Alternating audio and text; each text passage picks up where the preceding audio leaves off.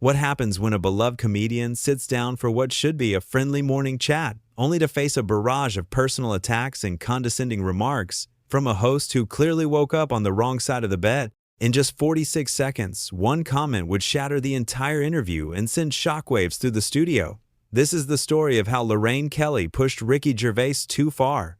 The morning started like any other on The Lorraine Show. Bright lights, upbeat music, and the promise of light entertainment to go with your breakfast. Ricky Gervais walked onto the set with his trademark smile, waving to the studio audience who greeted him with enthusiastic applause. He was there to talk about his latest comedy special, his love for animals, and maybe share a few laughs. Simple stuff. Morning television at its finest. But from the moment he sat down on that couch, something felt off. Lorraine Kelly sat across from him with a smile that didn't quite reach her eyes. There was a tension in the air that the audience could feel but couldn't quite place. Ricky settled into a seat, ready for what he thought would be an easy, breezy conversation. He was wrong. "So, Ricky," Lorraine began, her voice dripping with a sweetness that felt forced. "You're here to talk about your new special, another hour of you telling everyone how clever you think you are?" The audience laughed nervously. It was a strange way to start an interview. Ricky chuckled, trying to brush it off. "Well, I don't know about clever. I just try to make people laugh, you know? Point out the absurdities in life. That's what comedy is." Lorraine leaned back in her chair, crossing her arms. "Absurdities, right. Some people might say you just like to offend people for the sake of it, that you hide behind this idea of free speech, when really, you're just being mean." Ricky's smile faltered for just a second. "I don't think I'm being mean. I think I'm being honest. There's a difference. Comedy should make you think as well as laugh. If everyone's comfortable all the time, what's the point?" "But who decides where the line is?" Lorraine pressed, leaning forward now. "You seem to think you're above criticism, that you can say whatever you want, and if people don't like it, they're just too sensitive." The audience was quiet now. This wasn't the fun morning chat they'd expected. Ricky shifted in his seat, maintaining his composure. "I don't think I'm above criticism at all. People can criticize me all they want. I welcome it, but there's a difference between criticism and just trying to shut people down because you don't like what they're saying." Lorraine smiled, but it wasn't a kind smile. "So you admit you say things people don't like?" "Of course," Ricky replied. "That's comedy. Not everyone's going to like everything I say. That's fine. I'm not trying to please everyone. I'm trying to be honest and funny. Sometimes those things make people uncomfortable." "Uncomfortable," Lorraine repeated, as if she were tasting the word. "Is that what you call it when you mock people's beliefs? When you make fun of things that are sacred to them?" Ricky took a breath. "Nothing is sacred in comedy. That's the whole point. If we start saying certain things are off limits, then we're not really free to explore ideas. We're just reinforcing whatever the current orthodoxy is." Lorraine laughed, but it was a harsh sound. "Current orthodoxy. You do love your big words, don't you? Let me ask you something simpler then. Do you actually care about anyone other than yourself?" The question hung in the air like a bomb. The audience gasped audibly. Ricky's face went from friendly to stunned in an instant. "I'm sorry, what?" "You heard me," Lorraine said, her voice cold now. "Do you care about anyone else? Or is it all just about Ricky Gervais getting attention and staying relevant?" Ricky sat up straighter. "That's a pretty hostile question, Lorraine. I came here to talk about my work, not to be personally attacked." "Attacked?" Lorraine scoffed. "I'm just asking a question. Isn't that what you're always saying? That we should be able to ask tough questions? Or does that only apply when you're the one asking them?" "There's a difference between a tough question and a baseless accusation," Ricky said, his voice firm but controlled. "You're essentially calling me selfish without any evidence. I do a lot of charity work. I care deeply about animal rights. I support causes I believe in. So yes, I do care about other people." Lorraine waved her hand dismissively. "Oh, the animal thing. Yes, we've all heard about how much you love your cat. Very touching. But what about actual people, Ricky? What about the people you offend with your jokes? Do you care about them?" "If my jokes offend someone, they don't have to watch," Ricky replied. "I'm not forcing anyone to listen to me, but I'm not going to apologize for doing my job just because some people don't have a sense of humor." "There it is," Lorraine said, pointing at him triumphantly. "You think anyone who doesn't find you funny just doesn't have a sense of humor. It couldn't possibly be that you're just not as funny as you think you are." Ricky stared at her. "What is this? Did I do something to you? Because this feels personal. Everything's about you, isn't it?" Lorraine shot back. "Maybe I just think you're overrated." Maybe I think you've been coasting on the same shtick for years and people are finally starting to see through it. The studio was dead silent. Even the crew members were exchanging uncomfortable glances. This was not how morning television was supposed to go. Ricky rubbed his face with his hands. Okay, I'm genuinely confused. I came here to promote my special and have a nice conversation. Instead, you're attacking me personally. Why? I'm not attacking you, Lorraine said, though her tone suggested otherwise. I'm just asking the questions that other people are too polite to ask. Someone needs to hold you accountable. Accountable for what? Ricky asked, his patience clearly wearing thin. For being a comedian? For having opinions? What exactly am I being held accountable for? For thinking you're better than everyone else, Lorraine snapped. For acting like you're the only one who understands how the world works. For being smug. Ricky laughed, but there was no humor in it. Smug, right. So you invited me on your show just to call me smug? I invited you on because people watch, Lorraine said bluntly. But that doesn't mean I have to pretend to like you or think you're some kind of genius. I never asked you to think I'm a genius, Ricky replied. I just expected basic professionalism. This is bizarre. Lorraine leaned forward, her eyes narrowing. You know what's bizarre? That you've built an entire career on being offensive and then act surprised when someone calls you out on it. I'm not acting surprised that someone calls me out, Ricky said, his voice rising slightly. I'm surprised that a professional broadcaster invited me onto her show just to insult me. That's not calling someone out. That's just being rude. Oh, now I'm rude, Lorraine said mockingly. The man who's made millions saying whatever he wants about whoever he wants thinks I'm rude. That's rich. There's a context to comedy, Ricky explained, trying to keep his cool. When I'm on stage or doing a special, people know what they're signing up for. They know it's comedy. They know I'm going to push boundaries. But this is supposed to be an interview. There are different rules. Lorraine rolled her eyes. Rules? You love talking about rules when they benefit you. But when it comes to your comedy, suddenly there are no rules. You can't have it both ways, Ricky. I'm not trying to have it both ways, Ricky said, frustration creeping into his voice. I'm saying there's a time and a place for different kinds of discourse. And ambushing your guest with personal attacks is unprofessional, regardless of what they do for a living. Ambushing, Lorraine repeated. Such a victim. Poor Ricky Gervais. Can dish it out but can't take it. This isn't about whether I can take it, Ricky said. I've had plenty of criticism over the years. I can handle criticism, but you're not criticizing my work. You're not engaging with anything I actually do. You're just being nasty for the sake of it. Lorraine smiled coldly. Maybe you're just finally meeting someone who isn't impressed by you. I don't need everyone to be impressed by me, Ricky countered. But I do expect basic courtesy. You're acting like I've personally wronged you somehow. Maybe you have, Lorraine said cryptically. Ricky frowned. What does that mean? It means maybe I'm tired of people like you, Lorraine said, her voice getting louder. People who think they're so important. People who think the rules don't apply to them. People who mock others and then cry about it when someone gives them a taste of their own medicine. I'm not crying about anything, Ricky said firmly. I'm pointing out that you're being unprofessional. There's a difference. Unprofessional, Lorraine spat. Coming from someone who built a career on being unprofessional, that's hilarious. My comedy is my job, Ricky said. Being provocative is part of that job. But when I'm sitting here as a guest on your show, I'm not in comedy mode. I'm just a person having a conversation, or trying to, anyway. Lorraine laughed bitterly. You're never just a person, though, are you? You're always performing, always trying to be the smartest person in the room. It must be exhausting. You know what's exhausting? Ricky said, his voice tight, trying to have a civil conversation with someone who clearly has an agenda. I don't know what I did to upset you, but this is ridiculous. There you go again, Lorraine said, thinking everything's about you. Maybe it's not about what you did.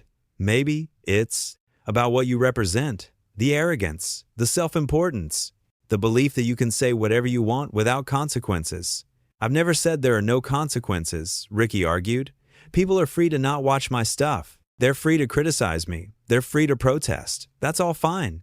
But you invited me here. I didn't force my way onto your show. You asked me to come, and now you're treating me like I'm some kind of villain. Maybe you are, Lorraine said quietly. The words hung in the air. Ricky stared at her, genuinely shocked. Excuse me? Maybe you are the villain, Lorraine repeated, louder this time. Maybe your whole nice guy act is just that, an act. Maybe underneath it all, you're just another privileged man who likes punching down at people and calling it comedy. Ricky's jaw clenched. Punching down. Right.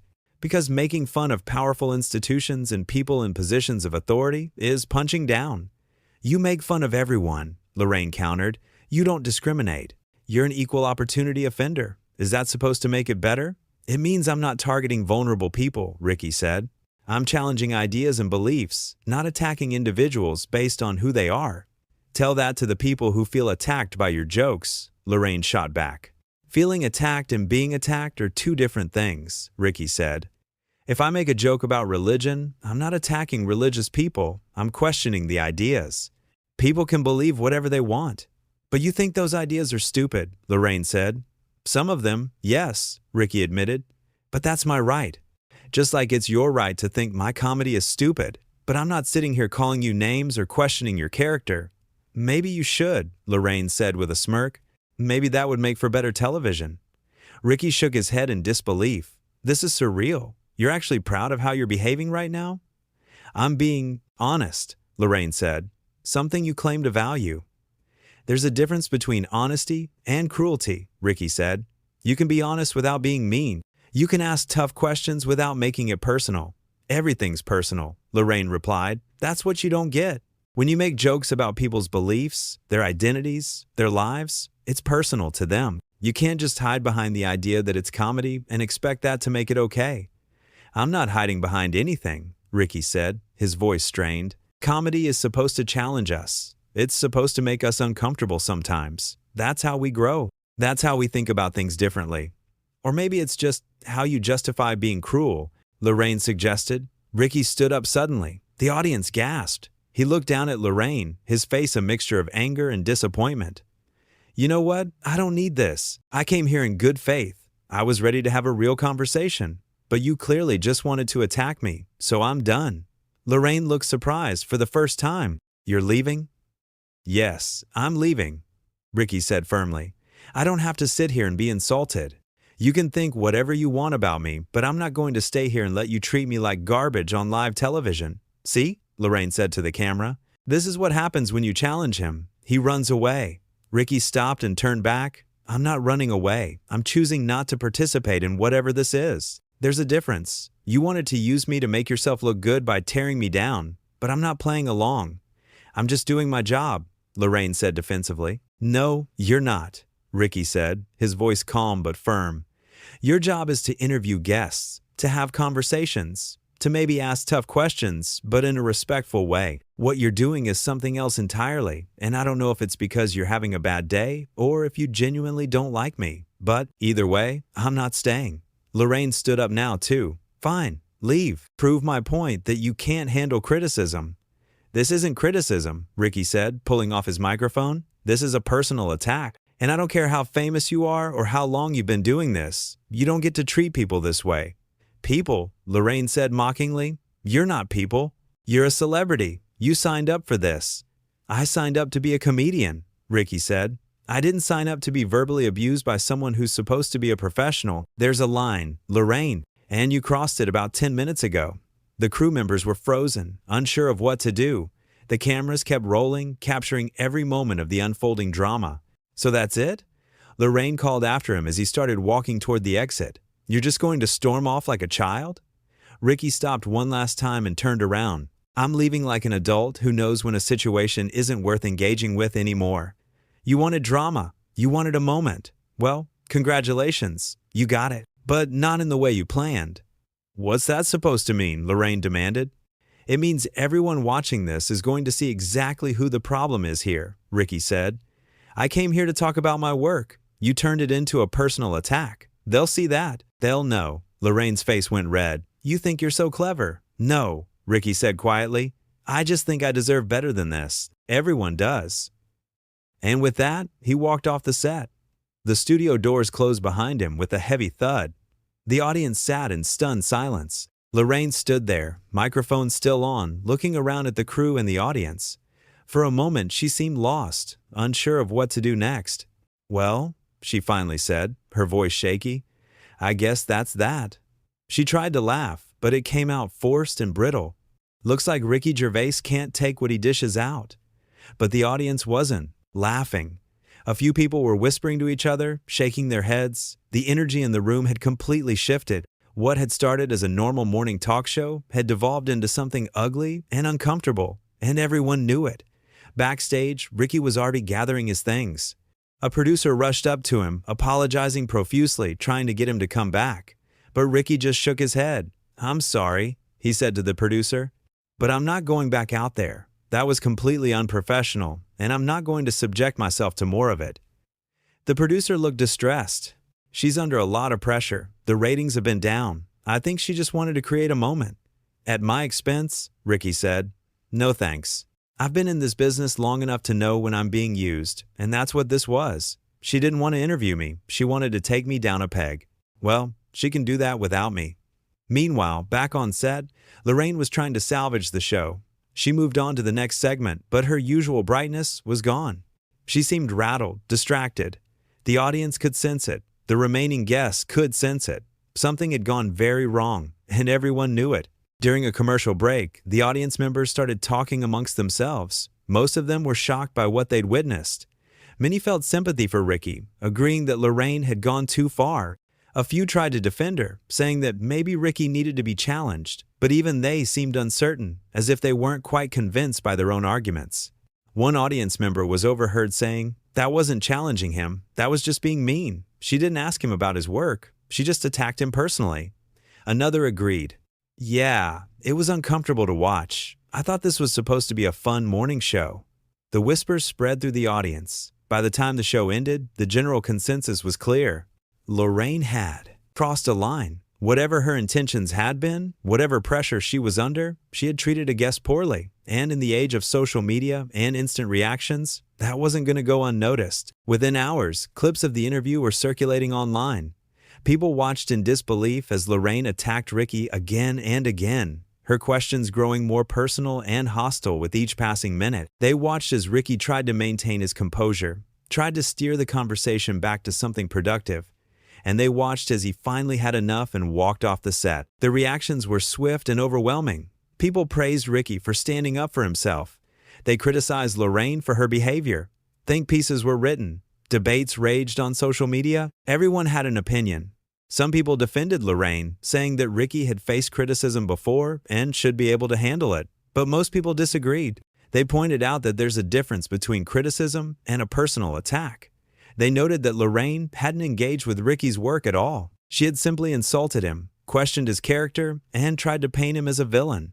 The moment that stood out to most people was when Lorraine called him selfish. That seemed to be the turning point. Up until then, the interview had been tense, but still within the bounds of a contentious conversation. But that comment, that baseless accusation, had pushed things into different territory. It wasn't about his comedy anymore. It wasn't about his views or his approach. It was personal, and everyone could see it. Comedy fans rallied around Ricky. They pointed out that his entire career had been built on challenging norms and pushing boundaries, but always with a purpose. His comedy made people think. It sparked conversations. It didn't just offend for the sake of offending. And more importantly, Ricky had always been gracious in interviews. He engaged thoughtfully with criticism. He explained his process. He didn't shy away from tough questions. But what happened on Lorraine's show wasn't tough questions. It was an ambush, and Ricky had every right to walk away. Meanwhile, supporters of Lorraine tried to argue that she was just doing what Ricky does, asking uncomfortable questions, challenging someone. But that argument fell flat for most people. There was a clear difference between a comedian performing on stage and a talk show host interviewing a guest. The contexts were completely different. The expectations were completely different. When someone buys a ticket to see Ricky Gervais perform, they know what they're getting. They're prepared for provocative comedy. They're choosing to be there. But when someone agrees to be interviewed on a morning talk show, they expect a certain level of professionalism. They expect the host to be respectful, even if they ask challenging questions. Lorraine had violated that basic contract. She had used her platform not to have a conversation, but to attack someone.